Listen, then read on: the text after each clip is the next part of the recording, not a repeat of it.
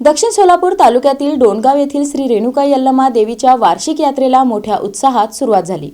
दक्षिण सोलापूर तालुक्यातील डोणगाव येथे श्री रेणुका यल्लमा देवीच्या वार्षिक यात्रेला मोठ्या उत्साहात सुरुवात झाली आहे। 2 दिवस चालणाऱ्या या यात्रेनिमित्त विविध धार्मिक कार्यक्रमांचे आयोजन करण्यात आले असून पंचक्रोशीतील भाविकांनी मोठ्या संख्येने उपस्थिती लावली आहे। यात्रेच्या पहिल्या दिवशी देवीला विधिवत नैवेद्य दाखवून छबिना काढण्यात आला। त्यानंतर रात्री भव्य मिरवणूक काढण्यात आली। ढोल ताशाच्या गजरात आणि भक्तिमय वातावरणात ही मिरवणूक गावातून मार्गस्थ झाली।